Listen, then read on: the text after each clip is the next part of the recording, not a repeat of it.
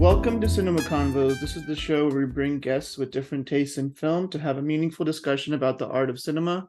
I'm your host, Yash. I'm here with my co-host, Zach, and our special guest, Sam.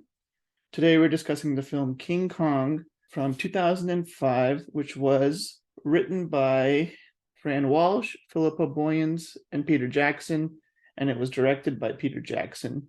And it was starring Naomi Watts, Jack Black, Adrian Brody, Andy Serkis, Jamie Bell, Kyle Chandler, and Colin Hanks. I'm just naming a few here. This movie also has like the worst IMDb synopsis, but I'm gonna read it anyway. In King Kong, a greedy film producer assembles a team of movie makers and sets out for the infamous Skull Island, where they find more than just cannibalistic natives. I feel like this doesn't really sell the movie well. I don't know. But before we get started, I wanted to issue a quick spoiler warning. We will get into the spoilers of this movie, potentially other versions, spin-offs, a variety of things. So just be prepared for that. Recommend watching the movie first.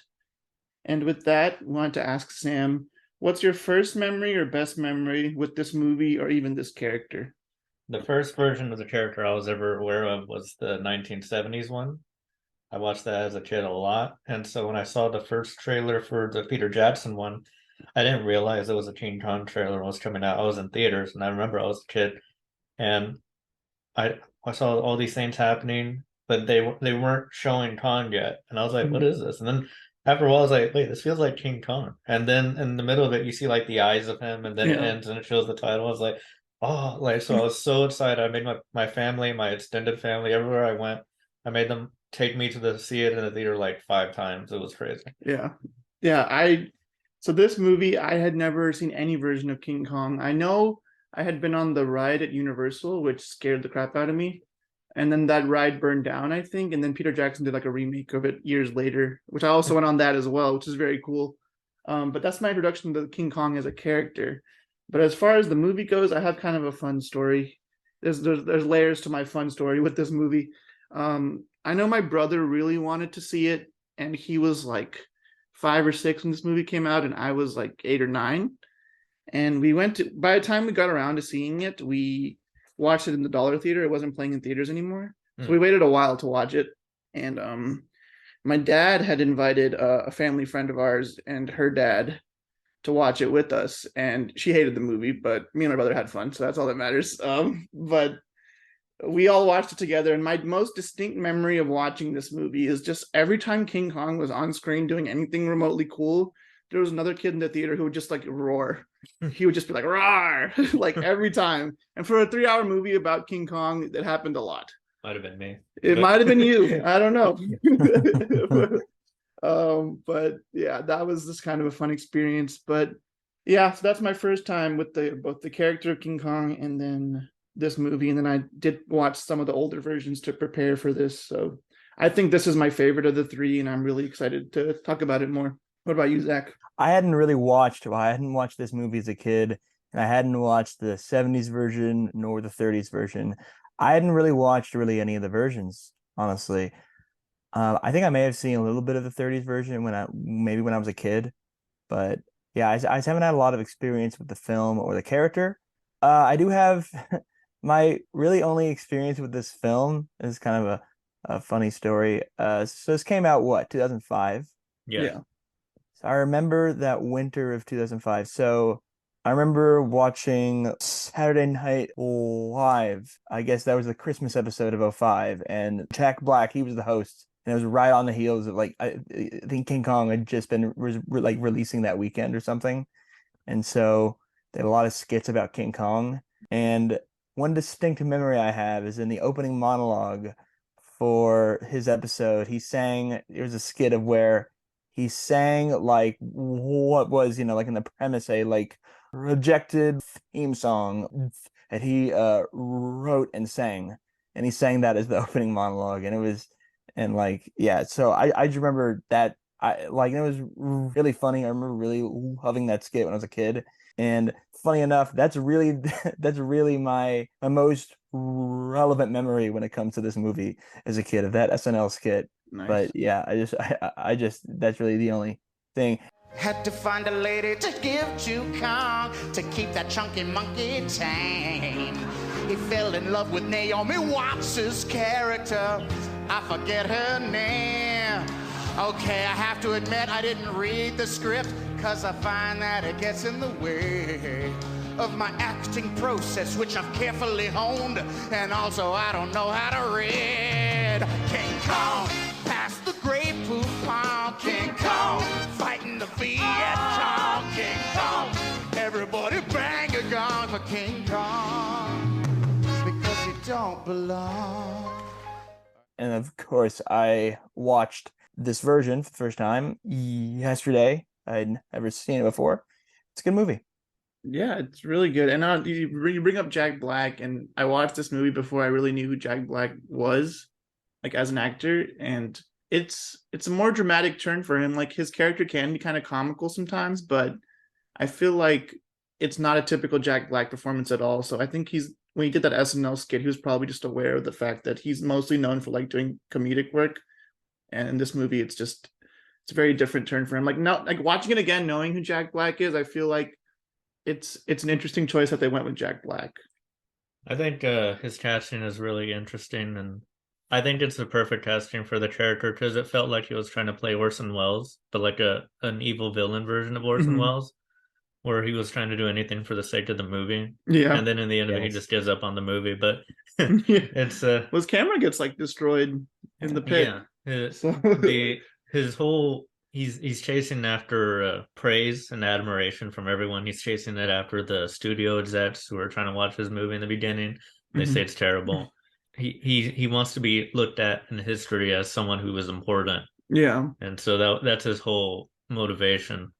And Jack Black does bring some comedy to it, but he also does bring like a sliminess to the character. Yeah. Where it's not cartoonishly slimy like the 70s version the of the 70s character. One is very campy.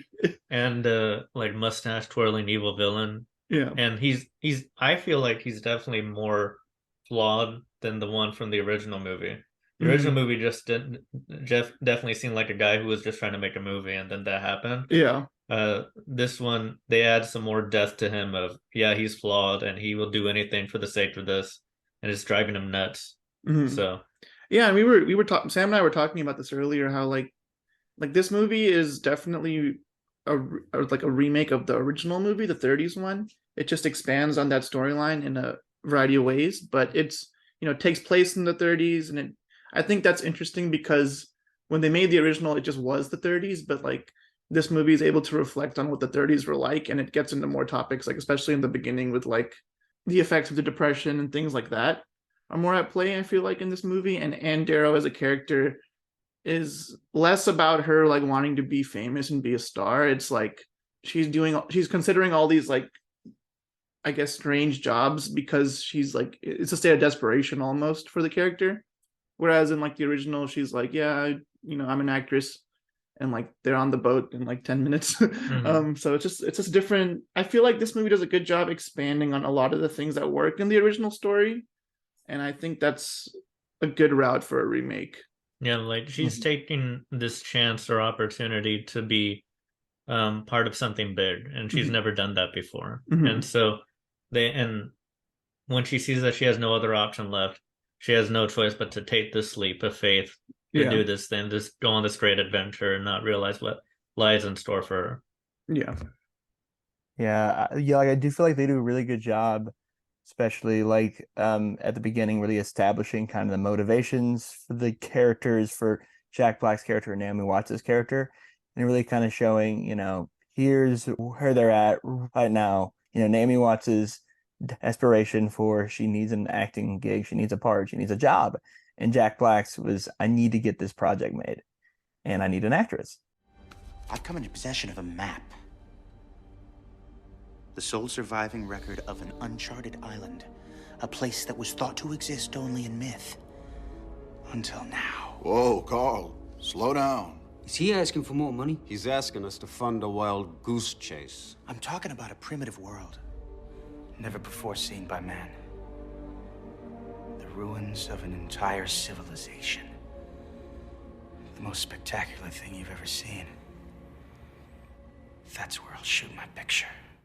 So I think they do a really Yeah. good job at And saying that. I think when it comes to Peter Jackson's King Kong, I don't think I've had a single conversation about this movie in my entire life where the length of the movie doesn't come up.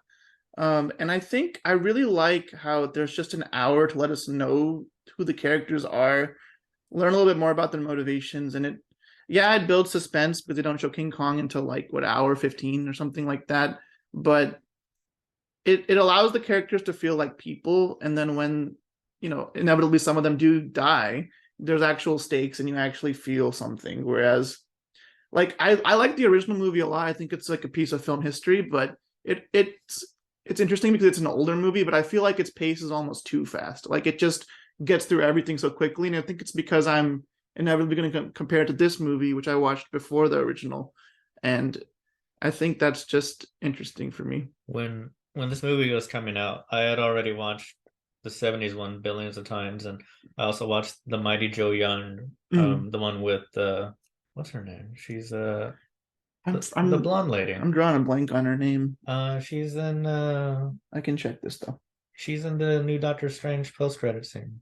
Spoiler alert. I don't think anyone's gonna care. She's in a lot of things.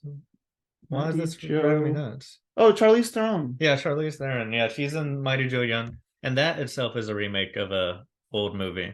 And so when this movie was coming out, I made sure to do all my research of everything Kong related and gorilla related, because I was watching all the specials of the making of the movie and then the making of the original.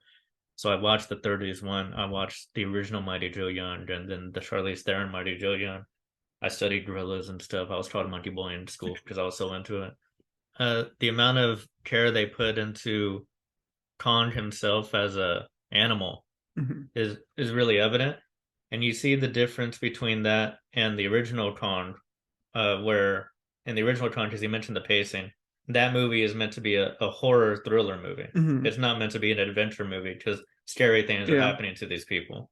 And this movie, you can tell Peter Jackson was a fan of that lore and he wanted to expand it and give it like the special effects it deserved kind of thing. Yeah. So he made it into an adventure movie. And I think as a result, maybe it's just the rose tinted glasses of nostalgia, but when I was a kid, I think it might be my favorite adventure movie because it sparked off all these obsessions of me when I was a child, and seeing Kong's characterization with Andy Serkis was really brilliant. He all the effort they did in studying actual gorillas in the wild to model all of Kong's behaviors in the new movie, really evident. They even acknowledged that when he beats his chest, when he has the closed fist thing, they said in the making of the movie, that's not realistic. Gorillas don't do that. But we figured, audiences are recognize that. Yeah. So we're going to keep that. But everything else he does, like the way he reacts to Naomi Watts' and Darrow, like teasing him or trying to run away, the way he does his threat displays are directly ripped from Gorillas in the Wild. Oh, okay. Yeah, I mean, you pointed that out to me recently, and I was like, oh yeah, he does like walk on all fours in this movie and not in the other ones. Like, there's just things like that. There's a lot of attention to detail. I think Peter Jackson is known for that, and I also think he's just one of those guys that likes to make these big, like, grand scale, like, action epics. And I think he's very similar to James Cameron in that way. Like, they both are big on like delivering spectacle and a true blockbuster, which I think is kind of a rare gift. I don't know, for a blockbuster movie to be this good and like this well made. And it's interesting because his early career wasn't big action adventure movies. Yeah, it's like after Lord of the Rings, basically. Well, right? it was like B horror movies with like prosthetic special effects, and then there was one drama movie with the young Kate Winslet in it. The Lovely Bones? No, it's Heavenly Creatures? Yes, he's okay. That movie is not it's like a drama almost. And Peter Jackson, I think once Lord of the Rings hit, he's like, okay, now that I got the money for this, I'm gonna make my real passion project. Yeah.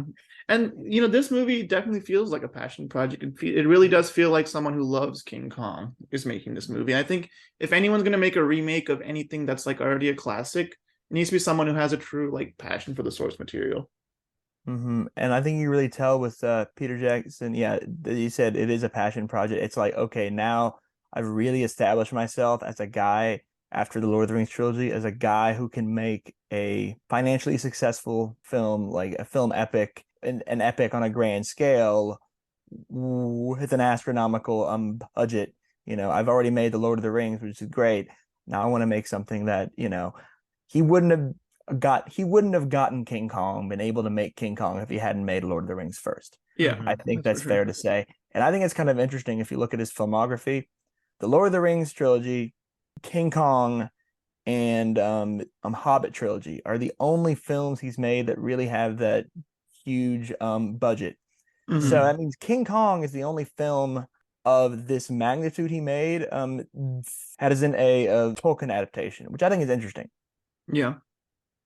If I remember correctly, I only saw the little Lord of the Rings movies when I was a child, and I didn't care for them. I thought they were too long, and I like them now. Yeah. But They're really good. but with Kong, I didn't care how long it was when I was a kid. I was like, I want to see more of it. I loved that his whole idea was let's explore the island, let's see all the lore of the island. He added lore to the island, Yeah. and the whole bud scene, Mhm. the famous bud scene. I guess is a spoiler, but They can be spoilers. yeah, when they fall off the log, because the log scene is real for Yeah. the original movie, but There's a log scene in the 70s one too.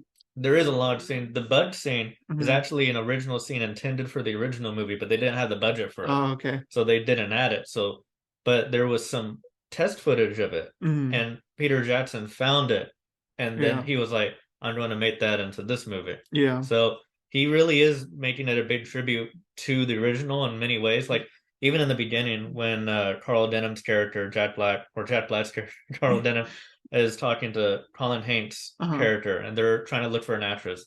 They're saying, "What about Faye?" They're talking about Faye, Faye right? Ray, The yeah. actress that plays Mhm. Andera. There's a And lot of callbacks to the original. When you watch the original before it, you can see some of them the scenes that they're filming on the boat are in the movie. are in the movie. Yeah, I saw that too. Yeah. The scene they're filming is an actual scene in the original. And also noticed there's a very small detail because I just watched the original like this week, so I saw it as soon as I saw it in the original. I was like, that happens in the new one too. When he fights the dinosaur, like he like moves his jaw like back and forth. Mhm. He does that in the original, and he does it in this movie too. And I was like, that's a callback to the original. I thought that was cool. Yeah, all those little tiny callbacks, you can tell he watched that original billions of times. Yeah. And he's like, we need to add this in this movie. And like the attention to detail of everything of not only is it going to be a tribute to the original, but we're going to make like a new fairy tale for modern audiences. And I think that's really good. I liked that Adrian Brody was cast as Jack Mhm. Driscoll because like in the original, you would imagine like the other character, the actor dude. Mhm. I forget his name. What but Carl Weathers is the character's name? no, is that his name? No, What's the name of the actor? The actor is Kyle No, Chandler. who are you talking about? Yeah, yeah, yeah. Kyle Chandler. Kyle Chandler. Kyle You would Chandler. expect Kyle Chandler to be that role, but Yeah. they got Adrian Brody to be the role. And if I'm not mistaken, the Kyle Chandler character, was there an equivalent to that in the original? Or that was just the lead of the original. Okay. Like that type of character was the lead of the original. But I like how he gave the character more depth and like made a statement about it almost like near the Yeah. end, which is not in the original. But I think anything they add here, and it's very interesting, we're talking about this while The Last of Us is airing, is like the whole mindset of The Last of Us showrunners is like, we're only going to change things if it's better than the game. Mhm. And I feel like Peter Jackson had a similar mindset with this movie. It's like, if I'm going to change something in the story or add anything, it's going to be an improvement. Yeah, I do like that Kong is less pervy in this one than the original He- and the 70s. He's one. very pervy in the 70s one. Yeah. Jeez. But How the so? He just Explain like you want to describe it? Yeah. Just- he was, we watched the 70s one recently, and I remember now why he made me so uncomfortable is that he's always trying to undress her, and he's always has this smiley look on his face while he's doing it. And every time he Oh. looks at her, he has this smiley look on his face. And Yeah. the original King Kong, he does try to do that. Yeah. And she's screaming, and he always has a goofy smile in the original one. So they are calling back to that. Yeah. But this one, they thankfully ignored that. Yeah, this one the That's good. relationship between Kong and Anne feels the most like wholesome and genuine and less creepy. So I do like how it feels in this one. Absolutely. Like it doesn't feel like, like he's using her as like, for like an object or something. I He's, mean, Jessica like, Lange using- in that entire movie is just like, the director knows what's happening here. He's like, we're gonna utilize this beautiful woman in her first movie. Yeah. And yeah, but in this movie, I think I just remember one more callback, which we talked about recently too. They mention the Arabian proverb that's in the original, but then you said that's like made up or something. Yeah, in the original movie they made that up. They made that up. It's not a real Arabian. But they proverb. mentioned it in this movie. Like they, Yeah. they briefly like reference like that old Arabian proverb, and I'm like, wow, this man loves King Kong. Like he's just gonna reference it in so many ways, which is cool. Yeah. But my thing with this movie is that because I was rewatching it after years, like I hadn't seen it in so long, and I started watching it Friday with my friend who hadn't seen it, and it was late, so we stopped watching it. But I was like we stopped exactly when King Kong enters the movie. It's like this seems like a good stopping point, I guess, if we have to stop. But I was like ready to watch the entire thing. This movie like sucks me in every time I watch it, and I feel like for a 3-hour movie, it does not feel like it. I mean, I do think it could have been maybe a little bit shorter, but I do think this is a movie that warrants to be over like 2 hours and 40 minutes. There's plenty of substance there, and I don't think the criticisms of it being too long are fair. I think people just don't want to watch a 3-hour movie in general. Yeah, not a lot of people have that much time to give, and so I can understand it. Like as a kid, you when I first watched, I'm like, it's just 3 hours, and then like people have jobs to go to, and they have to go to home after going to work. They don't have time to watch a 3-hour movie about a gorilla, so it's I understand it, but in retrospect, but the length of the movie, yeah, I think the criticism that's always been the main criticism is how long the movie is, and then there's an extended version. The extended version is too long. Yeah, because it's just a few more action scenes. It's like 15 minutes longer. So like I guess the extended version is like the stuff Peter Jackson probably thought, okay, it's okay to cut this stuff out. I mean, there's some cool like creatures and monsters and stuff that they fight, but it doesn't change the story at all. I think it also ruins the pacing a bit. Yeah, a little bit. Because they're fighting fish, if I recall. Yeah, there's definitely a scene where they fight some fish or something like aquatic, and it's not a big deal. It's like, okay, we can skip that. I mean, they already fought dinosaurs, and now they're going to fight bugs. Like they don't need fish. But yeah. Walk forward, Bruce. What? You're the star of this picture. Get into character and head toward the animals. Are you sure about this, Denham? Don't we have a stand-in for this type of thing? I need you in the shot, or people will say they're fake. Well, nobody's gonna think these are fake. I like how when it comes to Jack Driscoll's character, and we mentioned earlier how like the Kyle Chandler character, they kind of like split the original Jack Driscoll into two different characters. And Jack Black's character, Carl Denham, tells Adrian Brody, Jack Driscoll needs to go back to his play. Yeah. And he's like, I love the theater. And Jack Black's character says, if you really loved it, you would have jumped off the boat. And later in the movie, when he's trying to save Anne, he does jump off of a literal cliff. Yeah. To save her. So okay. It's a little callback of, he does love something and he's willing to take the jump to do it. Yeah, and I noticed everything that they show or talk about in the first hour is progressing the story or showing us who these characters are. Like there's no real filler in here, in my opinion. Like everything is part of what seems like a real vision. It doesn't seem like there's any scene that's in there just for the sake of being there. Because a lot of movies will have things like that. And this movie, like the romance is important because she develops a relationship with Jack, but then she also has like a different kind of bond with Kong, and the parallels for those two relationships are important to the story. So it's not even a shoehorn romance. Like it's all part of what the movie is trying to say. For sure. And I think the movie implies that Kong had no intention to bond with her either. Yeah. Because you see when he first grabs her and he's like waving her around, and she sees all the other necklaces she's wearing. Yeah. And skeletons, and you just tell that he probably just got annoyed at them screaming and tore them apart. But with her, he sensed something that was like defiance that he never got before. And so that earned his respect. But like any animal, in terms with the sign language, and when he recognizes the term beautiful, like it's like real gorillas bonding with people and learning sign language. And so yeah, I think it's a good choice that they made their connection not romantic. Yeah. In any sense. And it's more of like she recognizes that he's the last of his species, and he recognizes he's also very lonely. So he just finds a friend and something worth protecting because all of the other ones are dead. So yeah, because like this movie it's definitely like the darkest and creepiest at the beginning. Like it has the most like of a horror feeling compared to the others. At least like in the ways I watch movies now. But I think this also has the biggest heart of the three. Like it has a real, like I really do feel something when King Kong dies compared to like the others, and Sure. because that's always been the end. That's not. I don't think that would ever change in the King Kong storyline. The Kong Skull Island. Well, yeah, because he has to fight Godzilla. Yeah. So this franchise building is a whole other thing. But that also speaks to one more thing. I think, I mean, we talked about how the 70s one does have a sequel technically, but Yeah. I like how King Kong is an effective standalone story. It doesn't need anything else. Yeah. You know, it just tells a start, middle, and end, and Well, it's more than enough. there is a sequel to the original one. The 30s one? Yeah, in the same year they released one called The Son of Kong. Oh, okay. And the Carl Denham goes back to Skull Island and he finds that King Kong had a son who's albino. And instead of a dinosaur, The 30s were crazy, man. he fights a giant bear. And then Of course. he dies trying to save them from the island drowning. Yeah, it's I haven't seen any of the sequels. I just watched the 30s version, the 70s version to prepare for this, and it's really interesting because the 70s one, when we were watching it, we liked the movie more before King Kong is even in the movie. Yeah. And it's a movie that at its core is telling like the same-ish story, but it changes so many little things that almost make it feel like a different movie.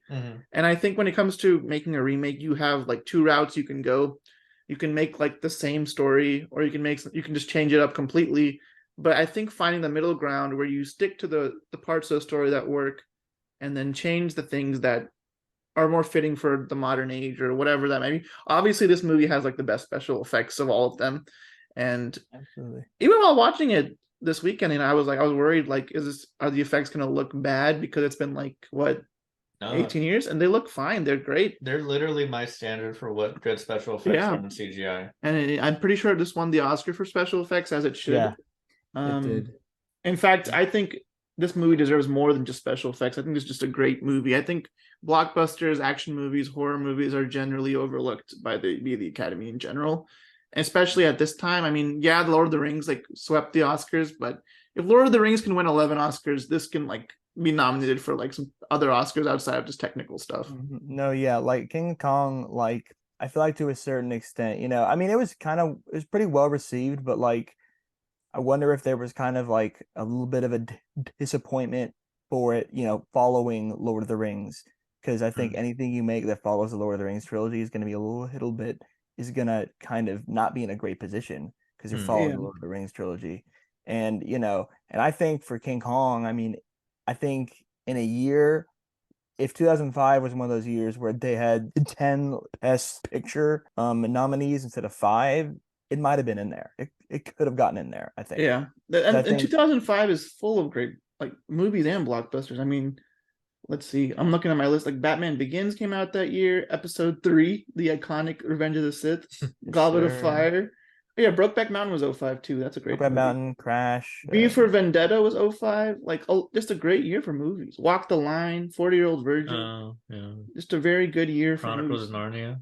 Chronicles of Narnia, Narnia. Lion, the Witch, and the Wardrobe. I mean, I love that movie. This was a fun year at the cinema for me. I can tell you that much. I saw like 3 of these in theaters. I think I can agree that it could have been, since it was a post Lord of the Rings high, they were like, oh, this is what you chose? Okay. But I also think that film critics in general, and I noticed this, is that they generally have a bias towards giant monster movies. Like, they generally just don't like them. And like, I remember before the Gareth Edwards Godzilla was coming out, there was like an article saying that, oh, it's going to be a flop because famously the King Kong from Peter Jackson was a flop. And it wasn't. You can look back on it, it wasn't a flop. It's like one of the highest grossing movies of that year. And so it was just a really expensive movie. But they just, I don't know what it is about film critics and giant monster movies. And it's interesting you say that because generally King Kong 05 has good critic reviews. Like it's more audiences that are critical of it.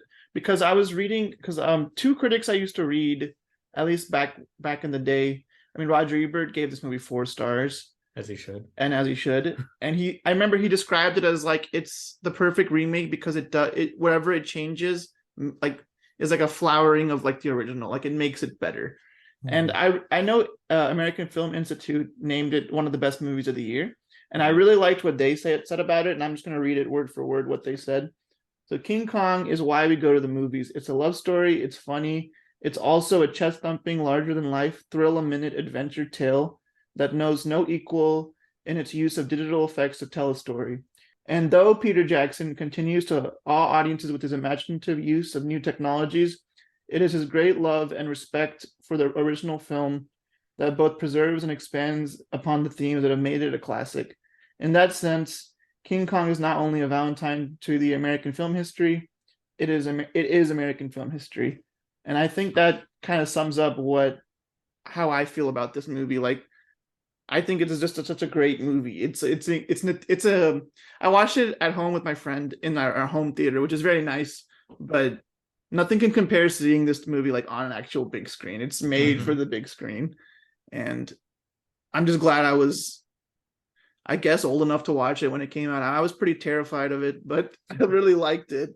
I think it's a testament that also the central theme of it about like I think that's what was so appealing to me as a kid was the unexplored world, where we live in such a modernized time where everything is mapped out. Every part of the earth is pretty much charted in terms of maps, and there's this unexplored world that was forgotten by modern man, and they look into it, and then when they bring it to modern land, it gets killed out or drowned out, strangled from existence. So I think like there's a theme of like the last hurrah of the unexplored world before modernization took over, before civilization took over, because he does represent like the unexplored parts of the world where adventurers used to go and find things and tell stories about. He's like the last fairy tale in the world, and then when he's brought to a modern civilization, he's killed. And he's also exploited. He's sold for the price of admission ticket. So I think that theme is central in the original one. The 70s one was more of like an environmental protection kind of story, which is why they changed it to like an oil theme. But this one I think it's cool because it represents like, oh, this is something that is lost to the imagination, and then when we bring it to a civilization, it ends up dead. So sold. Absolutely. Yeah, I've always been partial to it being a film crew because I think it just makes the Carl Denham character make more sense. Like he just, as you said earlier, he wants to just be remembered as someone great who did something meaningful in this world of entertainment, and it's what drives everything he does. I think that's why this one of the original work the best. Going back to we're talking about how this movie was reviewed and stuff. Looking back, I mean, looking at reviews now, see, I was under the impression that like King Kong wasn't like received well. I was under that impression. I just kind of thought that I'd heard that. I was like, oh, so it probably has like a 50% on Rotten Tomatoes. Got an 84%.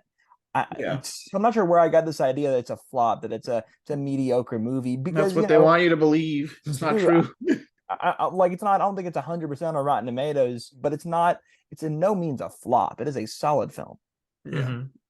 It's usually other people that I hear from, not film critics, but other people who I talk to, and they go, "Oh, I remember that movie. I hated it." And it's usually, and that's what's always surprising to me. It's like, why do you go to the movies? Like, this is the movie that's why I go to the movies. Like it keeps you on the edge of your seat quite literally for the entire 3 hours. I'm like, what do you mean it's a bad movie? You can clearly see the giant gorilla fighting the dinosaur. What's the bad movie? What more could you possibly ask for? Yeah, exactly. Here's your story, boys. Beauty and the man who saved her from the beast.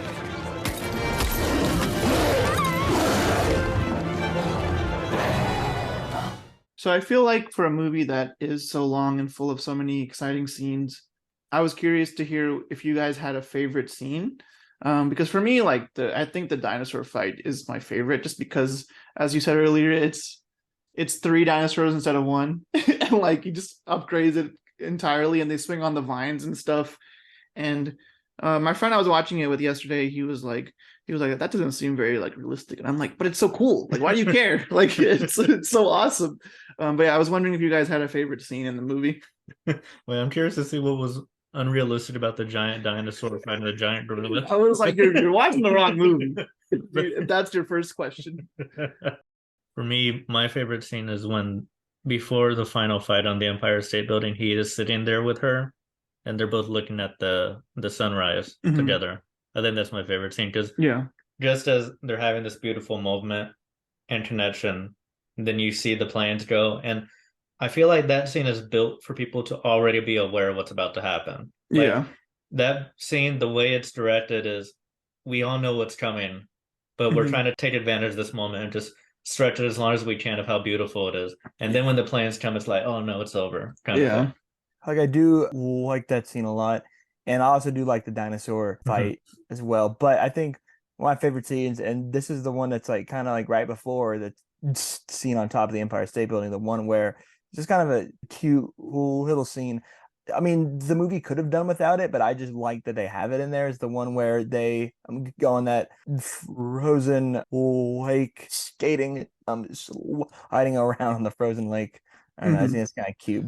But then they're having a wholesome moment there, and then there's just the guys that shoot at them, and that just kind of ruin it, which is kind of that's the beginning of the end, where like if you thought that you could avoid this tragic ending, you're wrong. This is just kind of a reminder of how it's going to end, because we all know how this is going to end.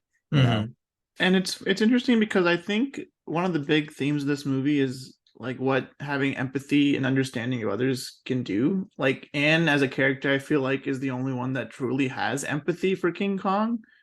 Like even the good characters like Jack or someone else, like they don't care what happens to King Kong. Like they just want their loved ones to be okay. But like Anne is because she's abducted in this way. You could say it's like Stockholm syndrome or something, but she actually takes the time to understand that this is just like this is a person who's a living thing that's just very lonely, and because she empathizes with him, he's protective of her, and it's a very sweet like human relationship. Yeah, she recognizes that he risked his life for her with the dinosaur scene, which is very cool. It's one of the best fight scenes ever. Yeah, it's so cool. And then when he takes her to his crib, the mountain, and she sees the skeletons of his kind. She realizes, oh, he's all alone. That's why he's like this, and he's had to survive like this, and that's why the other animals generally don't mess with him. That's because he's the only one that survived. He's the last of the. I agree that the scene with the lake probably didn't need to be there, especially with the Empire State scene where they are having a beautiful moment. But it is a nice scene because you see them just having fun. I always wondered as a kid is how the frozen ice was able to hold a giant gorilla, but that question I also had. But but I don't watch this movie for realism. There's a few moments in the movie that you're like, okay, this is a movie, which is totally fine. Like when Jimmy like shoots this like gun from the 1930s and like accurately hits all the insects that are on Jack. It's like, okay, he's gonna get hit once or twice there at least. Yeah, there ain't no way. But that's one other thing my friend called out, and I was like, nah, man, Jimmy is just a trained marksman. He knows. He's ready. Sometimes when you absolutely have to, and when it's the most important time, you can be absolutely accurate, that's realistic, right? And the thing is, like, it's funny because I feel like people seem to bring up realism with action blockbusters like way more than they should. Like it's not the point of the movie to be realistic. This is escapism. Yeah, it's truest form. It's a fairy tale. So like the princess is taken by the giant monster and they fall in love, kind of thing. Like if something unrealistic happens in like Spotlight, that's different, right? But like in this movie, it feels like it's okay. I can let that stuff go because I'm so entertained. Yeah, it doesn't matter at that point. Yeah, I don't think we need to be talking about realism in a movie that already has that there are giant gorillas and like exactly dinosaurs. That's okay. A movie that has that, like, you're not going to be talking about realism. Yeah, it is a truly escapist story, and I want to mention how in the ending, I showed my friends a few weeks ago this movie. Or one of them, and she had never seen King Kong before or the originals, so she didn't know what happened to them at the end. And so as she's watching it, her wife comes and starts watching it with us, and she goes, "They're going to kill him, aren't they?" And my friend who I was showing it to looks at me with the most angry look on her face, saying, "What? They're going to kill him?" And I'm like, "Don't spoil anything. Not going to say anything. Just watch the movie." And then so her wife runs off and then comes back in tears, and she goes, "I read the summary. They kill him." And so they start crying right before it even happens. Yeah, like I have a similar story with last night. My friend I was watching it with, we were on the scene with the ice, and we're like, okay, he's on a giant gorilla floating in ice, whatever. And then I just check how much is left because it's like getting kind of late. And then there's like 27 minutes left, and he's like, "Wait, what's gonna happen in 27 minutes?" And I'm like, "You'll see." Like, Oh, he didn't know either. he didn't know that he dies Oh at my the God. No, well, like I feel like this is like one of the most famous, Yeah, like things, I feel like King Kong dying at the end is something everyone should know. Like, this is True. a pop culture thing. At the very least, you know that he goes on the Empire State Building. And Yeah. how do you think that turns out? If that's all you know, how do you think? Oh, he's going to beat the planes and climb back down and go home. Yeah, like he's gonna beat the planes, or he's just gonna come down. He's gonna peacefully climb down. No, it's gonna end. Yeah. If you're already on top of a building, there's only one way you're coming down, like that. Yeah. For a Yeah. giant gorilla, at least. And I think he knew it was done too. I think he knew it was over. It was. I mean, he'd have to make his way back to Skull Island for a chance at survival. That's I knew it was over. That's why something I Well. wanted to mention. It wasn't clear to me at first. Maybe I just wasn't paying close enough attention. The planes had shot him. Like, it wasn't clear to me at first that they had like killed by the plane shooting at him. Honestly, at first I thought that he just jumped because he knew that like there was no way out. That's what I thought at first, and then I went and watched that scene again, and I was like, "Oh, okay, no, he was shot." I thought it was interesting. I could easily see it being, there's no way out. I know we're joking about him peacefully climbing down, but in the tie-in video game to the Peter Jackson Oh, movie, I used to play that. which is one of the greatest tie-in video games It actually ever. is very good. There is a secret ending to the game where you can beat the planes as Kong and go back to Skull Island and live happily ever after. It's funny when games would do that kind of thing, because I remember the Revenge of the Sith game, which was pretty solid as well. Mhm. There's a secret ending where you can defeat Obi-Wan and just like not get your legs burned off and just like be like Anakin Skywalker, ruler of the galaxy. But yeah, I used to play that, and it's funny because the game feels like the movie. Like, you're literally like rowing a boat in the beginning for like a solid 20 minutes or so. And like I'm like, this is like paced just like the movie. Like, it's building up to like It's a cool first-person action shooter, and Yeah. then it's a giant monster. Well, I get to fight other giant monsters. I don't know if I finished the game, but I did buy it, and I bought it from Game Crazy Oh, I played it / Hollywood Video somewhere in the archives. But I want to talk about the dinosaurs for a second in the movie. So the dinosaurs that he fights, to the untrained eye is a T-Rex, right? Mhm. But it's not a T-Rex. So they actually called it in production the V-Rex, which is, they called it the Vastosaurus Rex because it's Mhm. much bigger than a real T-Rex. Yeah. And I think it's Weta that does the special effects for this movie.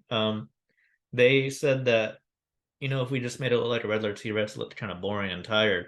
So what they did was they added crocodile skin to it. Mhm. And so that's why it looks the way it does with the little bumps on it. Yeah. Is they wanted to make it look unique to other dinosaurs. So they added crocodile skin to the Mhm. dinosaur. And I think that's really cool. And if you also notice, that's 3 fingers, not 2 fingers. Mm. The Nice. little tidbit. I did not know that. I Mhm. assumed they were just like a version of a T-Rex, so that's interesting.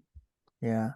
I really did like another scene I wanted to mention is just, before the dinosaur fight is the first time you see the dinosaurs, and like Mhm. when Yeah. they, you got Jack Black and Kyle Chandler's character just trying to get a shot, and then they start realizing that they're there. And that scene of just all the dinosaurs just like falling like down a hill. I don't know. I just thought that was really kind of an interesting scene, and really honestly a good use of visual effects of just 20 dinosaurs just falling down a hill. Yeah. And you kind of just have a jumble of dinosaurs. And it's funny in that scene. I liked how like he said you have to get closer or people are going to think it's fake. And I'm like, really? Like in the 30s? Yeah. Like, I think they're going to think it looks pretty real. But Yeah, it kind of goes to show that I think movie watchers can be a bit like overly critical, and they're like, oh wait, that doesn't look real. And it's like quite literally real dinosaurs in the movie's True. context. And also one thing I want to point out, okay, so the actor is just in front of the dinosaurs.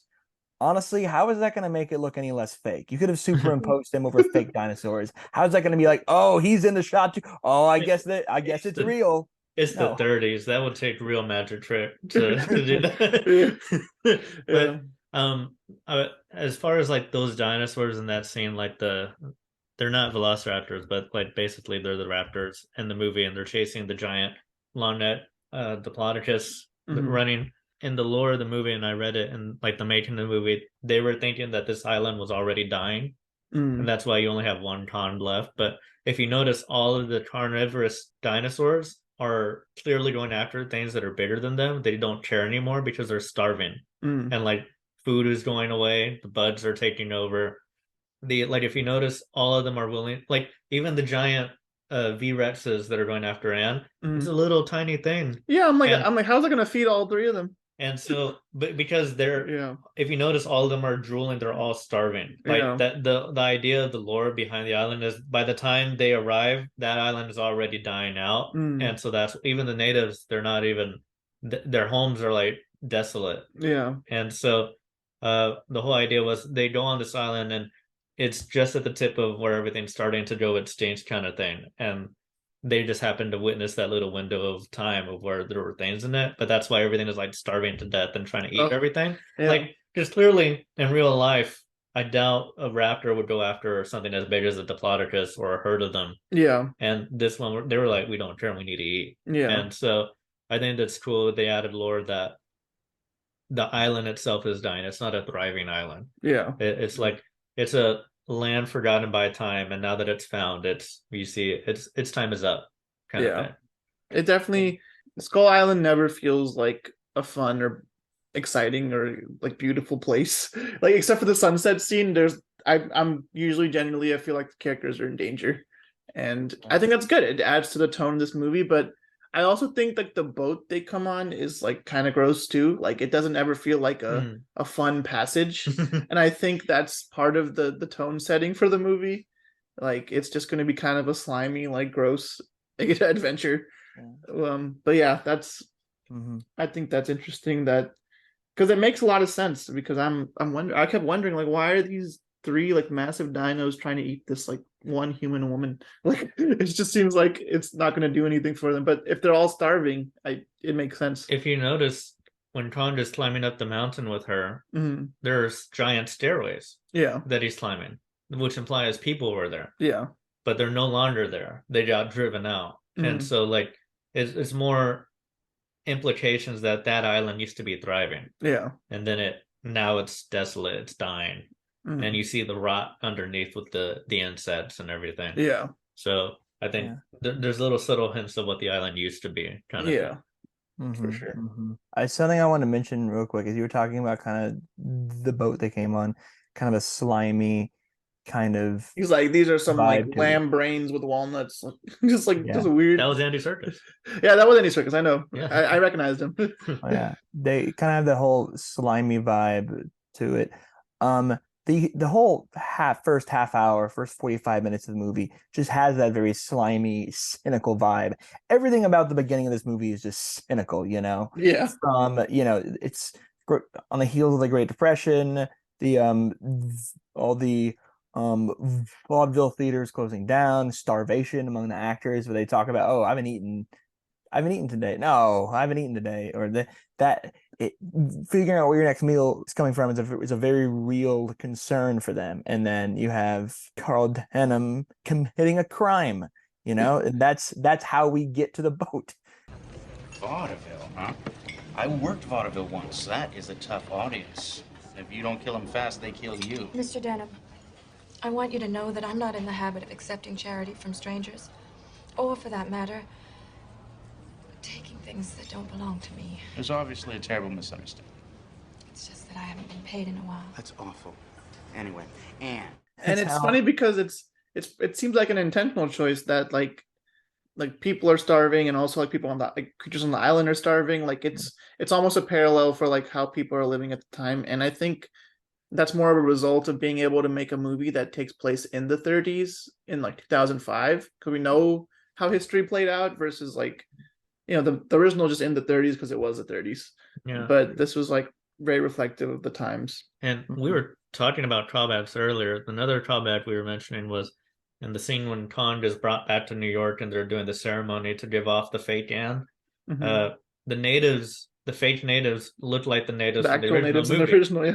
And the music they're playing is the theme music from the original Yeah. movie. And so the but yeah, I agree with the parallel because I never noticed that until now that yeah, both worlds they're struggling. Like the island Yeah. is struggling and New York is the modern world is struggling and the quote unquote savage untamed world is struggling. Yeah. And so I think that's a cool little parallel. Yeah. One thing I wanted to mention that was kind of interesting, not necessarily really a plot hole, but just kind of an interesting kind of detail. So you know how Carl Denham, of course, you know, they escape like on the boat just barely. Well, like, and obviously it's the studio execs who Yeah. have this is cops are after him because of that. Yeah. And then you find out when they're approaching Skull Island, they start to divert course, you know, to like because there's a warrant out for his arrest. So I imagine that they're diverting to a foreign country so he can be detained and extradited. But by the time you get Kong and you have a theater full of people, you see the studio exec says, "Hey, how's it going? Good job." So everything's fine, all is forgiven. Yeah. Essentially We're gonna extradite him from a foreign country because of his theft, and now you know what? It's all good, dude. I think the implication is they saw that he was bringing in money, so they didn't care anymore. Because that was it. They were suing him because he stole the equipment. That was for money. It's kind of what's funny about Carl Denham as a character in this movie is he stays selfish and self-motivated till the very end. Like even when he has to like cut the bridge to like help Jack and Anne like return to the with the crew, he's still like, wait, don't do it yet. Like he's trying to time it perfectly so he only cares about getting King Kong at that point. And it's just like he stays that way. Like it's the type of character that you see in a lot of movies that they'll have like a redeeming moment, and he just never does. And even in the end, when Kong is dead and he says it was Beauty that killed the beast, it was you. Like, like take responsibility for your actions. like for real. Then the movie just ends, and he just probably goes on like being a scumbag for the rest of his life. I like that he was poetic like that because it does seem like a film director or something would say something like that. Like he sees the theme of it, but he's still so blind to his own actions that he doesn't see that. No, you was the one that brought him here. You brought him here. Also, it's funny because they capture him and then they're in New York, and the only movie that actually shows Kong on the boat is the 70s one. Yeah. Which I thought was interesting because it's not necessary, but it's just like, I wonder how that passage went. Like, just King That's Kong. where you have to go escapism, fairy tale. Because when you look at how dingy and small the boat is, you're like, wait, how did it? It's another question that came up. Like, how did they get him to New York? Although they do sort of imply that they've held a lot of big animals before with like the rhino cages and the lion cages. So I'm assuming like their equivalent, like one giant gorilla equals a whole bunch of rhinos on the boat kind of thing. Yeah, some way to explain it. I mean, they tease it a lot. They show the chloroform in the beginning, and the animal cages. Yeah, so some form of justification, I guess. They do mention that. I want to bring up that we're talking about the final quote of the film. What does it matter? Airplanes got him. It wasn't the airplanes.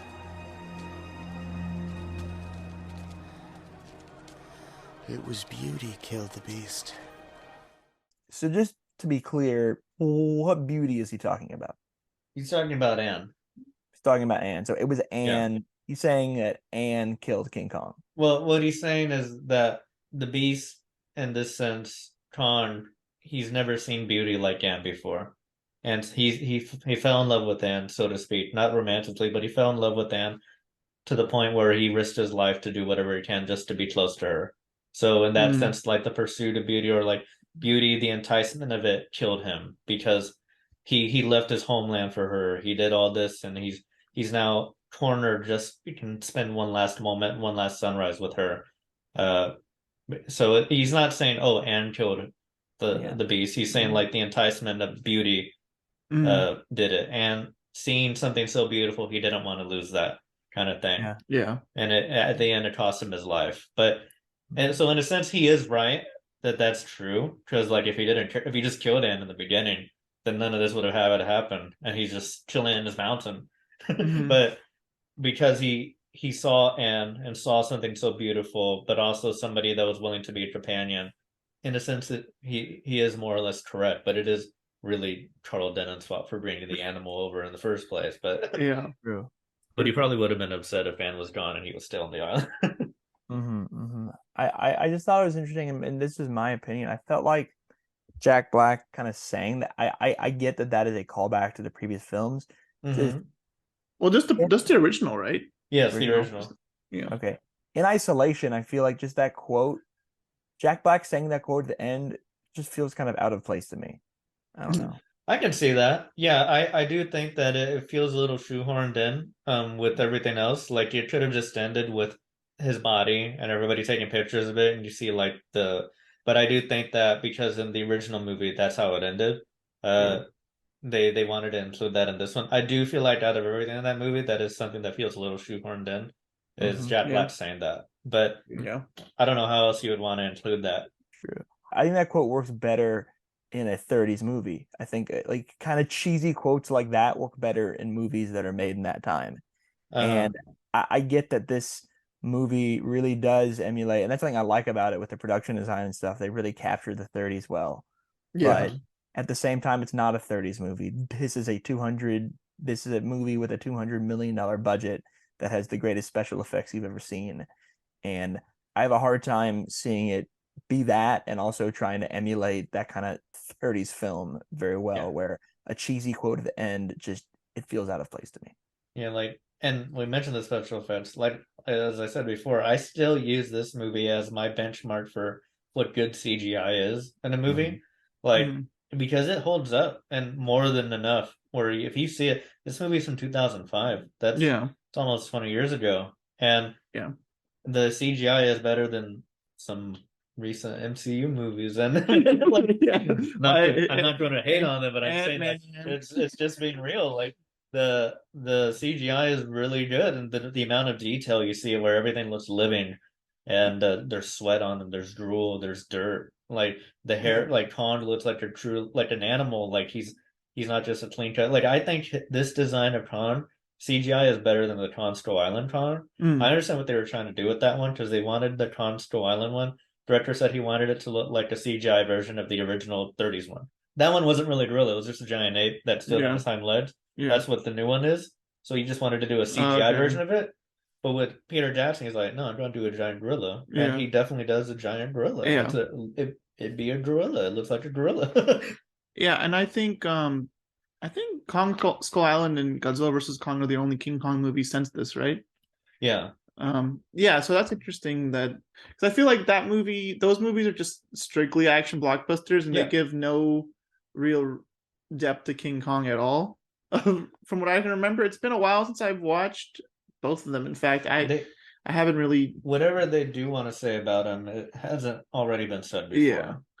I still enjoy those for what they are, but I think this movie is special just because it actually tells the story, and it does it in an interesting way. And I think when it comes to the special effects, I think that's one of my favorite aspects of this movie, and they do hold up really well.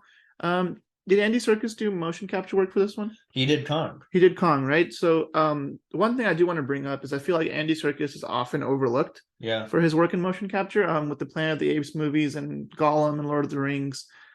He does such a good job in all of his movies, and you forget that there's an actual person like he creating really these characters. Does bring something special to Kong where you kind of feel for him.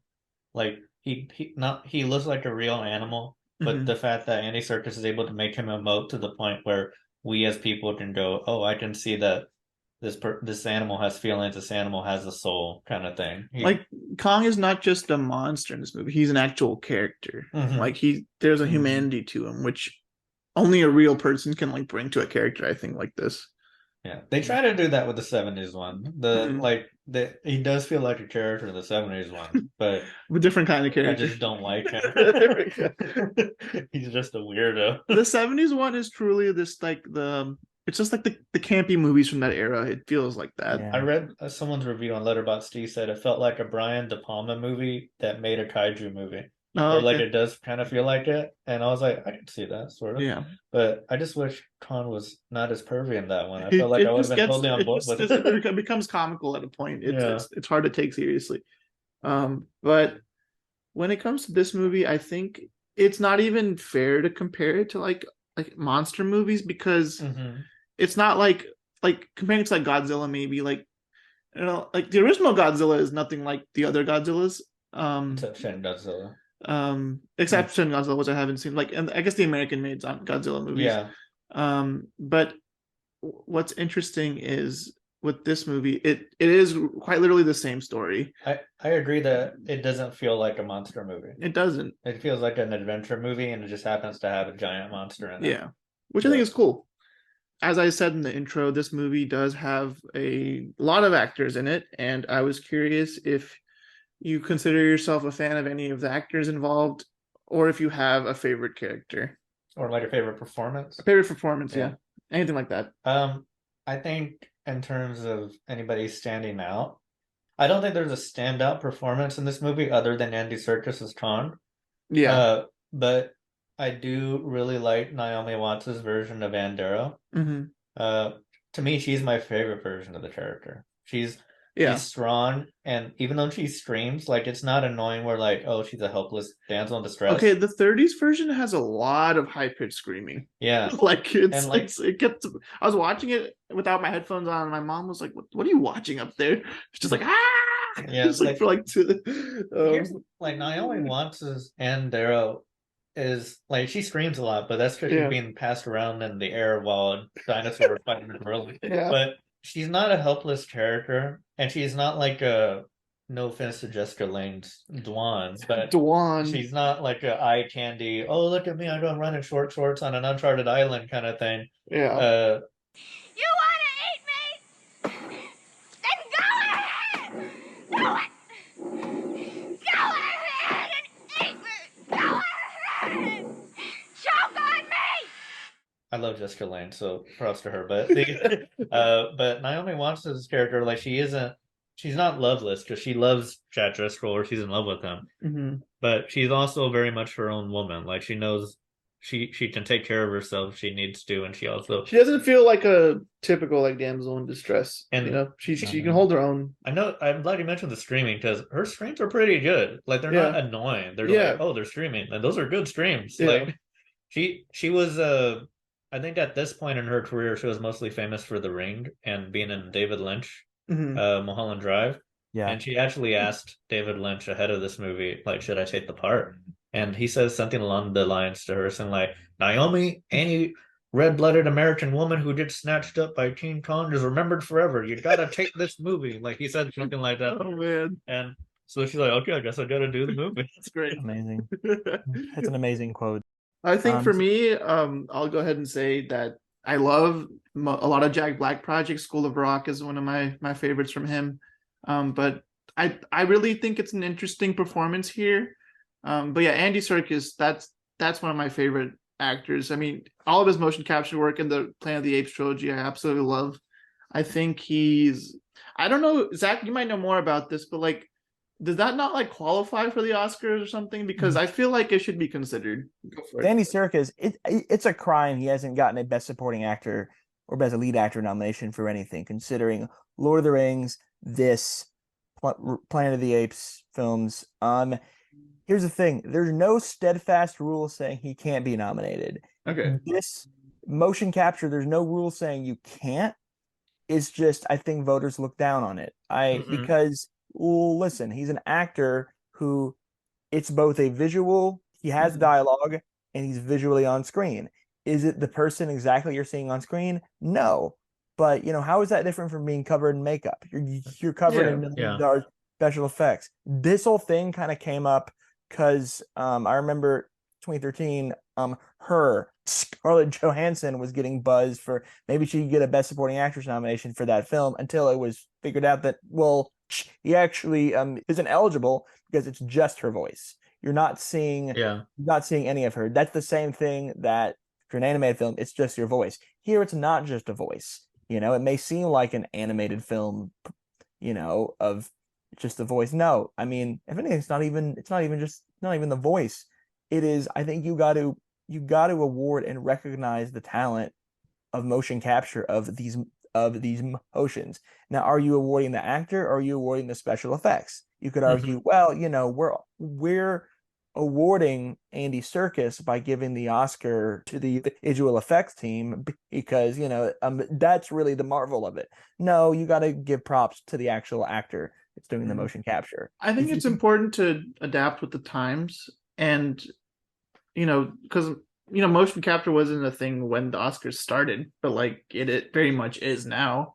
And I hope at the very least they give him like an honorary lifetime achievement award at some point, because he's done so much and it's been criminally overlooked. I think watching him as Smeagol is just like, it's so much fun. It's such a good performance. I have mixed feelings about the Oscars as a institution in general, because that's totally warranted. Yeah. I think when you make acting into like a competition, or like filmmaking into a competition like that, then like, are you making the art because you want to make the art and express yourself, or are you making it to do better than others and be the best in town? I mean, that's where the term Oscar bait kind of comes from. Yeah, and I know some filmmakers, like there's ambitious ones like James Cameron, who like, I want to make this the best whatever there's ever been. Like those are cool and all, but like I don't think he cares about the Oscars when he's doing that. I don't think he cares at all. He's caring about legacy. Like, do people remember this for forever? Yeah. I think it was Steven Spielberg who said, whoever wins this best picture will join the ranks of all these lists of other movies that are really good. But whoever doesn't win best picture in the nominees, they join the ranks of Citizen Kane and other great there's movies. many great movies. Yeah, and so I think the Oscars are fun to watch just to see who wins and whatever. But if anyone gets slapped, or if anyone gets slapped, which is the best moment of my life. But we watched that together. Yeah, when it comes to like, I think I understand why they wouldn't nominate Andy Serkis for like King Kong or Golem or Caesar from Planet of the Apes, because like, has there anybody won a performance from being in a heavy costume in a film? Like, can we think of one? Like Gary Oldman in Darkest Hour? Well, I mean, so that's different. Heavy costume, I mean, is different from a lot of prosthetic makeup. Didn't Meryl Streep the reason why because that's prosthetic makeup, like you said. I'm saying like a costume where you don't see them, because that's basically what this is. Oh, okay, I see what you're saying. Really. I misunderstood. No, not really. Now it's funny. The Oscars love it when you have a transformative performance where you can't even. Yeah, they love physical transformations. Yeah, when you can't even recognize the actor, but you still gotta be able to be recognizably a person, apparently. Yeah. Yeah. Even if there is a chance that they can, I think it'd be really hard to be nominated, because let's say the same year Andy Serkis is playing Caesar on Dawn of the Planet of the Apes. Really great performance. You're like, oh my God, that's Caesar. He's an ape, but it's Andy Serkis, so good. But then let's say that same year you have Joaquin Phoenix in The Master. And then that same year you have Daniel Day-Lewis in Lincoln. That same year you have Leo and Wolf of Wall Street. I'm not saying that all happened the same year, but I'm saying as a point, like, how do you squeeze in that when you have those other performances? Yeah. And where they don't need effects to achieve that same effect. You know what I mean? So it's a very difficult thing. Like, I do agree that if anything, he should get a lifetime achievement thing. Yeah. But I think it'd be really hard for them, one, to fit into the nominations if they did allow that, and two, for them to even win. Because usually the folks who win, like, let's do this year, right? Colin Farrell in Banshees, and Austin Butler and Elvis, Brendan Fraser in The Whale. Yeah.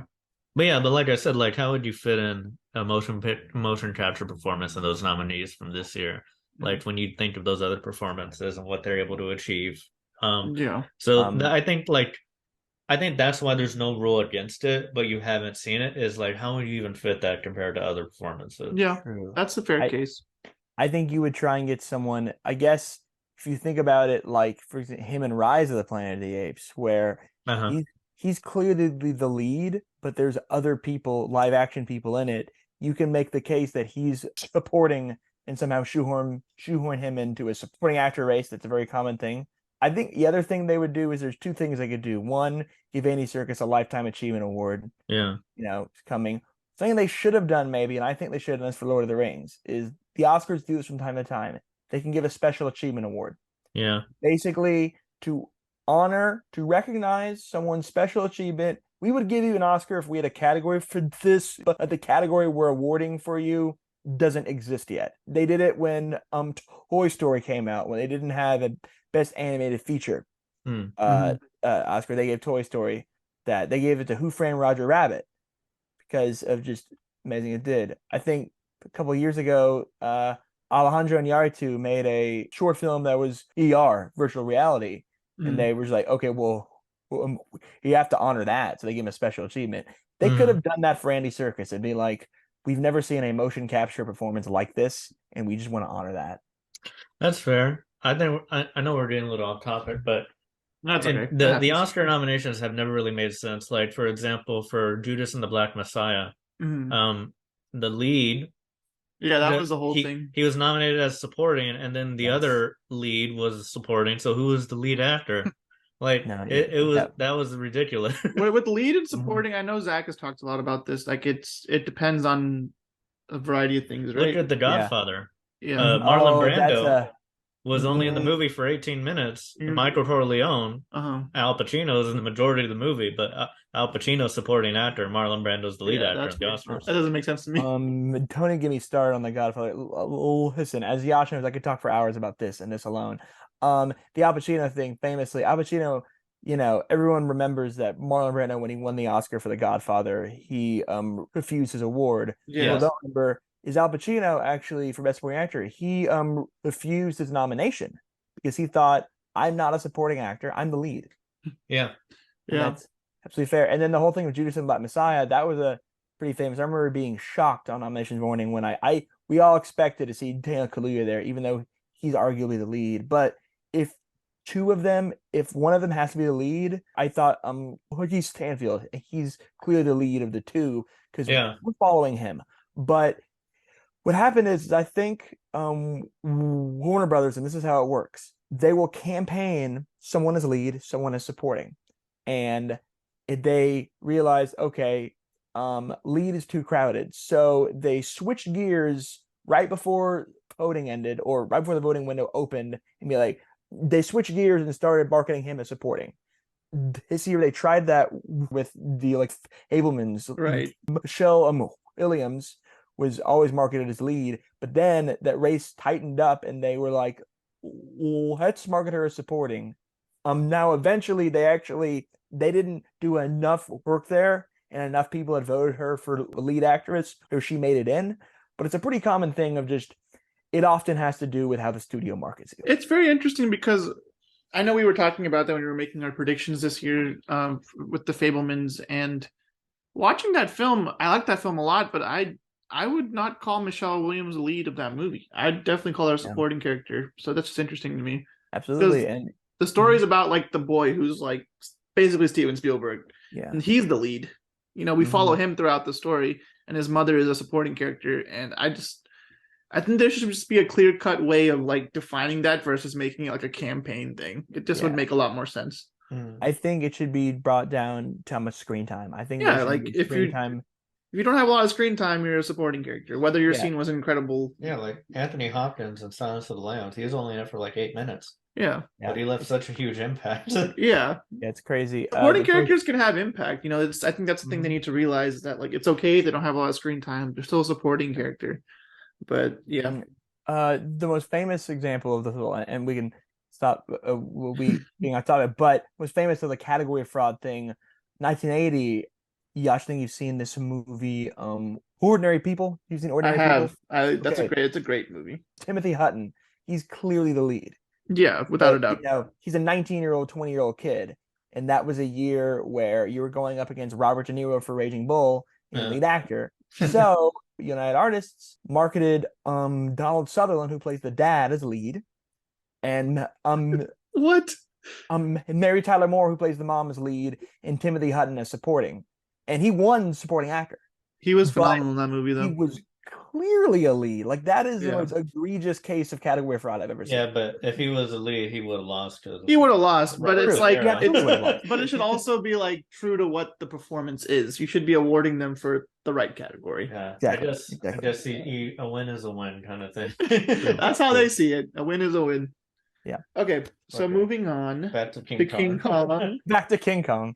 Okay, so we've kind of clearly defined this as a action adventure movie. Yes.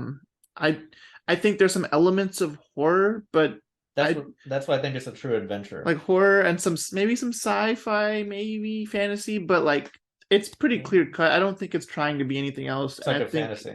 Or it's a fairy tale. And it's aware of that. So I don't think there's a lot of other genres you could call it personally. If you guys had anything to add to that, feel free. You could maybe call it like a unconventional romance. I don't know. Maybe. I think just adventure, not even action, but just adventure. Just adventure, a because true adventure. And adventure has highs and lows. It has dark parts. Like look at Lord of the Rings. There are absolutely scary parts in Lord of the Rings. Oh yeah, but it's an adventure story. For and with King Kong, it's also a tragedy. Like you see what happens to him at the end, and it like there can be horrific parts in an adventure, and there are in this movie. Yeah, I think it's straight an adventure. It's a fairy tale. It's one of the most American stories that have come out. Like King Kong is an American icon. It's one of the few times we can say like, "Hey, we came up with that." Yeah, and we made it as good as it can be. Yeah. So like, without King Kong, would we have Godzilla kind of thing? And so I think it's a straight adventure. Like the original one is, I think, definitively a thriller horror movie. Yeah. It's not trying to blow your mind of like, ooh, look at that. It's more like, look how scary that is. Yeah. So this one is very much this is an adventure. This is we're taking you on a ride. Yeah, for sure. That's my thoughts on it. Yeah, no, I really like I think very much adventure. I mean, you could say action, but like adventure kind of encapsulates the action element of it. What I really like is that it also really does feel like adventure movies, big monster movies like this don't usually have an element that it really captures a specific time period. Mm-hmm. And I like that it also is a like period movie too. It really captures that really well. I'm honestly I'm impressed how well they were able to capture 1930s New York and Times Square as well as they did. Considering that they didn't shoot this thing in New York at all. New Zealand. All this was shot in New Zealand. The Times Square stuff was shot. They created a Times Square on a backlot in Auckland of 1930s Times Square. And for that, the production design is really convincing for 1930s New York. Yeah, it definitely transports you into that era, which I think a lot of movies have done that really well. But this one it takes the time again to really set the stage and character motivation. And I think that helps into setting the era it takes place in. And I will say, moving on to another topic, I think this movie, out of all the King Kongs, it's going to probably go down and age the best. Because watching the older ones, I do notice the special effects and like the green screen and that sort of thing. And as we said, we watched this movie like 20 years after it came out, and it still looks really good. Maybe occasionally you can notice the CGI, but I don't know.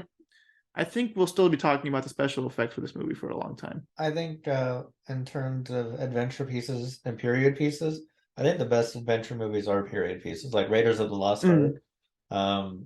You can feel that is taking place in the 30s and 40s. Yeah, like that with not so critically acclaimed movie, but there's this one with Jude Law, Sky Captain in the World of Tomorrow. I haven't seen that one, but I know it. I've heard of the movie. It's a period piece, and it's interesting to transport you to that world. There's actually a cameo of King Kong in the background, but nice. Yeah, I think adventure period pieces, those are the best kind. Like adventure movies today, like how many Uncharted from well, that's a whole other topic. Yeah, but like the games are great. Yeah, the games are great. But it's hard to find a good. I guess it's a good adventure movie that takes place today. I'm gonna Google adventure movies real quick. Yeah, because like I'm trying to. Because it has to be like a swashbuckling kind, like Pirates of the Caribbean. Pirates of the Caribbean, the first one is incredible. I think the first 3 movies are great. Like Davy Jones is a good, but also like it doesn't really clarify when it takes place. It's like definitely old times. Yeah, old times. Yeah, like modern adventure movies like that take place today. Like, how many do we remember off the top of our head? Yeah, because it's just it's not exciting, right? Giving us something different makes it either making it the past or making it the future just makes it more interesting. It's fine, yeah. Yeah, like you said, Uncharted is a recent example. It's fine for what it is, but I've already forgotten things about that movie. If it was made better, maybe we would have remembered. If they stuck to the story of the games, like The Last of Us did. Except for maybe a few exceptions, adventure movies either take place in the past or in the future. Yeah. And we mentioned Raiders of the Lost Ark. Obviously, Indiana Jones movies have an iconic score. Do we feel like? I think the score of this movie is pretty cool. It's a good action movie score, and it's always aligned well with the mood of the scene. I remember the scene where King Kong comes to capture Anne. The score really builds up really well in that scene.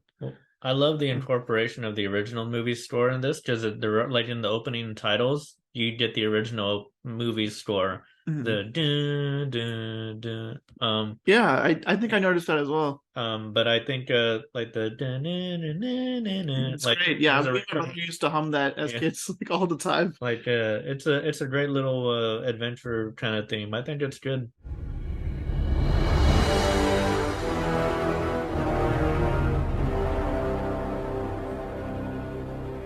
I don't know who composed the score. Yeah, I don't know either. But I know they definitely ripped some from the original soundtrack. Yeah. And I remember, and I don't particularly like the 70s movie, but I like the score in that movie. Yeah, and apparently we found out John Barry, the guy that did the James Bond theme, he did the soundtrack to the 70s King Kong. And when I'm listening to it, I'm like, this kind of sounds like a James Bond movie. Yeah. But overall, good score. It's not a movie that I watch it and I'm like, oh, the score was incredible and that's why I liked it. But it's like the score added to the overall experience. Yeah, that was cool. And it definitely adds to a theatrical experience. Very good little fantasy adventure score. Yeah. What I do want to talk about, as you had talked about, I like the title sequence of the movie. Simple, straight and to the point. It's very Art Deco. It's very like we're talking about. At the same time, it's an adventure epic. It's also pretending to be a movie from 30s or emulating that as well. And that's clear in the title sequence, because if it was in black and white and the resolution was not quite as good, you would think that's a title sequence from a 30s movie. Yeah. And I just really like that, where it doesn't, it's always weird to me when they like do the title of a film like a few minutes in or something. No, this is right off the bat. Especially when the movies are longer, that's more of a thing that happens. And I'm glad you mentioned the opening titles, because I think the opening scene is really genius. And like, what is the opening scene? It's a zoo. It like shows a few animals in a zoo, and then it shows like people struggling and acting. The zoo in particular is important because you see these animals are used to being caged. These animals are used to being in civilization because of where they are. And with Kong, it's a dynamic of like he's used to being a change in his world, and then he's brought in chains, and he that doesn't sit right with him. He's not right, because it's a complete 180 of what he's used to. Yeah, like but yeah, I think the opening title sequence is a good little tribute to the original one, and it does. The font is even the same, I think, and I think so. Yeah, it's really cool. You could tell Peter Jackson just loves the original so much. He does. And there's some scenes that aren't in the original that I feel like are kind of referencing the 70s one in this movie. Like now that I rewatched the 70s one, like the interactions with Kong and Anne, they kind of feel like the beginning where the Kong in the 70s one was interacting with Dwan, the Anne character. Just less pervy, of course, but like just like when she's trying to run away, but he doesn't want her to run away in the 70s one. Yeah. That's similar to this one where Anne wants to run away and then Kong is like, no, you don't get to run away. But, so I think that was a little like a nod to it. I think they go to the expedition is in Surabaya, something like that in the 70s one. Well, because I saw the word Surabaya on the boat in the new one. And I remember them saying that word in the 70s one. I don't know what they were referring to. I wasn't paying enough attention. If I recall, in the original one, it's been a while since I've seen the original one, but they did go off the coast of Singapore or something. Okay. So that's generally been the area. This island's supposed to be found. That's pretty cool. Now, you mentioned earlier about this movie is probably going to age the best. As far as the natives depiction are concerned, I don't know. Yeah, well, that's one of those things that even in the original, it's still considered like a little offensive. Like, I think the least offensive version of the natives are the ones on Kronstro Island. Yeah, those are the least offensive. But like, how do you kick off the story like without them sacrificing Anne to him? Like, yeah. it's so it's just one of those little tidbits of because I was rewatching the 2005 one, and I'm like, I don't know if this would sit right now. Yeah, maybe that part of it would not age as well. I didn't really think about that. I do know that scene used to scare me. Yeah, used to mortify me. So yeah, they do kind of portray him as like savages. I mean, for lack of a better word. Yeah. Like a dying island. A dying island, a culture, a people that doesn't see outsiders. I mean, there are groups in the world that are like the people on Skull Island, as far as they've existed for 10,000 years, unbothered, uninhibited. People have tried and they've killed those people. That's a real thing. There's islands off the coast of India those islands people are pretty famous for. They're famously hostile to non-natives, and like if you go there, they will probably kill you because they're not gonna be kind to outsiders because they've dealt with outsiders before and it hasn't been good for them. Like they made the natives the scariest in this one. Yeah, without a doubt. And the they're other not ones, scary in this and the 71, it just feels like, oh, those are native people and they're having a ceremony, but they can talk and reason and stuff. And in the original one, which they're dressed up as the fake natives, and in this one, they have like a culture of, look, we have these feathers and we have a feather king and all this stuff and a cape and like, yeah, a little offensive, but like there's some culture to it. And I agree, like it is a starving island, so they have barely anything to go by with their culture in this one. I'm not saying it as a criticism of the movie, because I also think in a certain extent it's what our main characters are seeing. They're so alien to them that they seem like the scary natives to them. But with anything, it could be very much that the natives are just as scared as them as they are of the natives. So, but we're seeing it from our character's perspective of, oh, these are scary natives, and look, they kidnapped our blonde lady, so we had to go and kill all of them, which is what happened. Yeah, it's wild.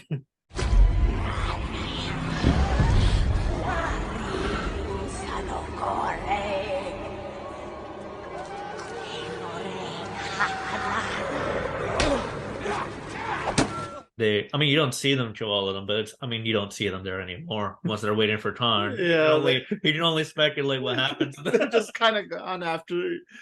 They just said, I guess we'll leave. They're here. Yeah. They just totally displaced that whole community. But they came to the island properly strapped with mini guns. Yeah, they came strapped.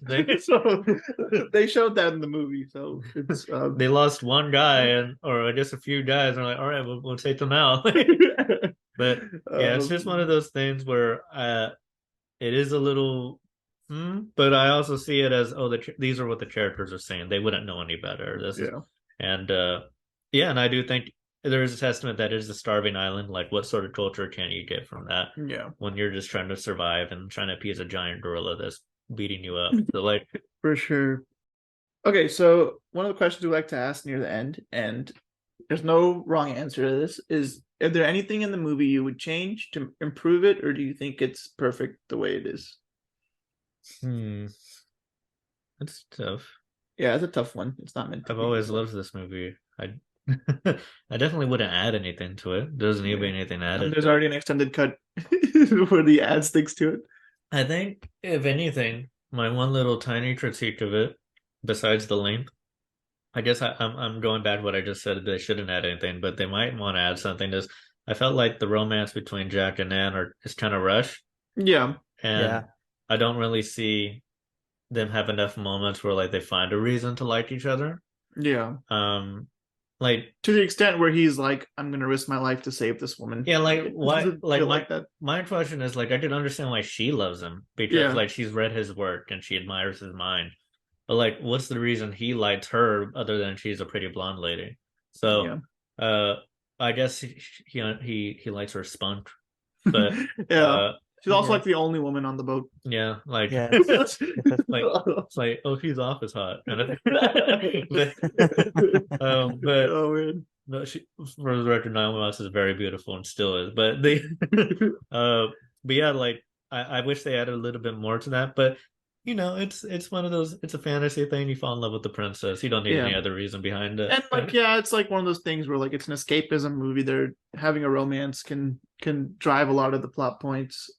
For me, I mean, we've talked about how some things are like unrealistic or like the romance might have been a little rushed, and the movie's definitely long. But for me, it's a movie that I don't think there's really anything I would change. I think for what it sets out to do, it does it really well.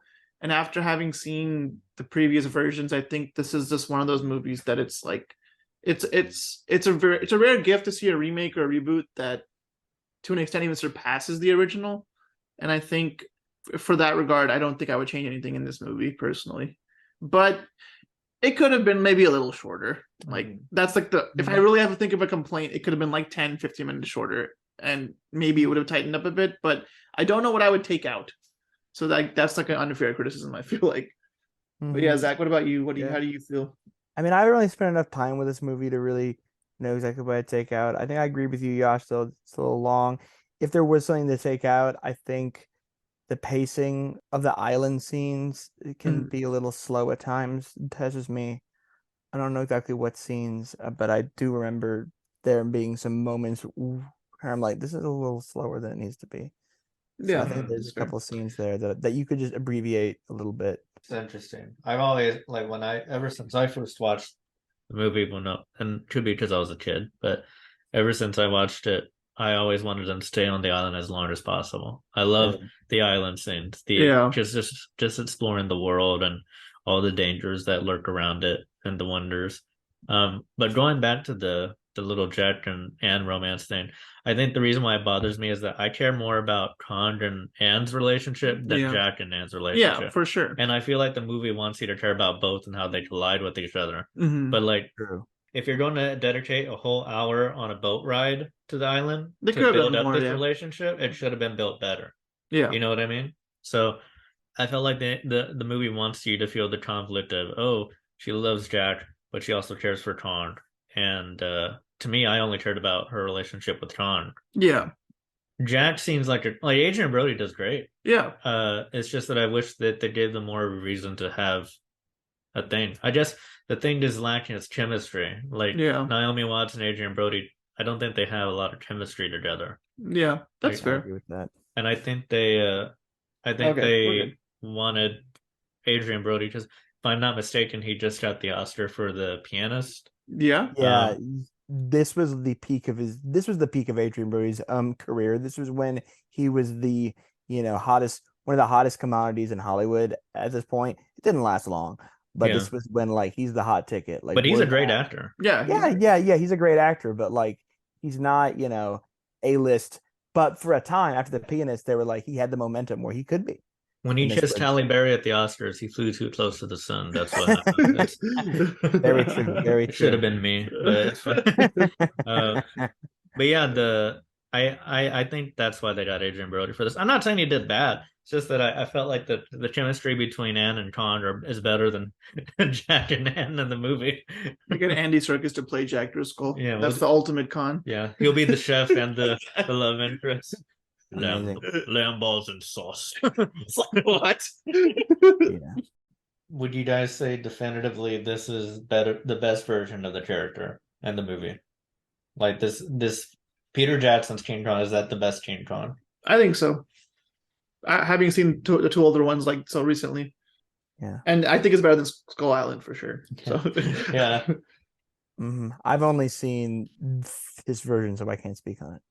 Gotcha. Yeah, I think this is my favorite. I think it's really a movie that takes the best parts of the older versions and adds things that make it better. Like when they announced Kong Skull Island, I was a little why? Because I felt like Peter Jackson covered everything. And it turns out Kong Skull Island was actually meant to be a sequel to this. Oh. And it was meant to be just a further exploration of Skull Island.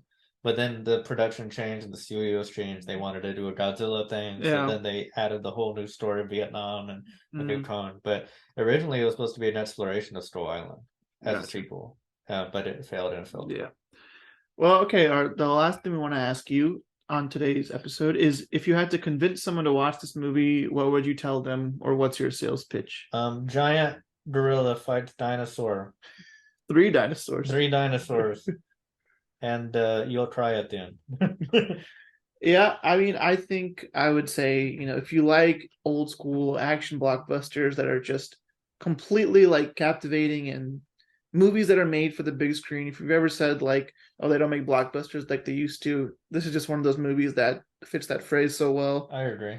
And it's a long movie, sure, but it's a movie that really keeps you invested for the 3 hours it runs for. And it's a great remake, which I like more than the other versions, which I don't think I can say for many remakes. So that's what I would say to get someone to watch it.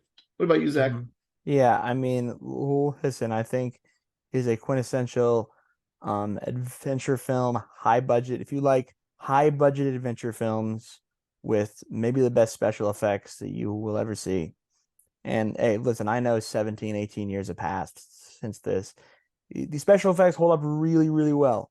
I mean, they really are. So yeah, so you can make a case that, I mean, these are grade A, even today, grade A special effects. So yeah, so if you just want an action-packed, high-budget, high-octane adventure film, this is it. It's also a movie that it's so definitive of the time it came out in. Like, the fact that I encountered 2 people this week that haven't seen this movie kind of blows my mind, including you, Zach. Like, it was such a big movie when it came out, and it's just a part of pop culture to watch it. I just feel like you have to watch it at least once in your life. You have to have an opinion on this movie. It's too iconic. I feel like it was big then. It's like Lord of the Rings is still... Yeah. Lord of the Rings isn't as big as it was in the hype of it, but it's still, Yeah, it's a big franchise. Big. Harry Potter's are really, really big, Avatar is really, really big. King Kong...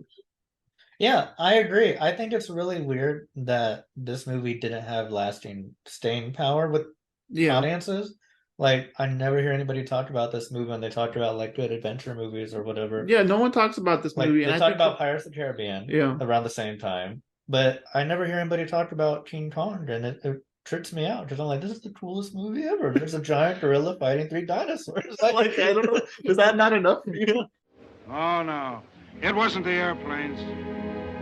It was beauty killed the beast. All right. We have reached the end of today's discussion on King Kong. I wanted to thank Sam for joining us. Hello. Thank you. It was wonderful to have you. And a big thanks to all of you for listening. And if you enjoy our show, be sure to subscribe to our YouTube channel or leave us a review on Spotify or Apple Podcasts. And you can stay up to date with new episodes by giving us a follow on Facebook, Instagram, and Twitter, as well as supporting our show by checking out our available merch on our Linktree. With that, we hope you tune in next time.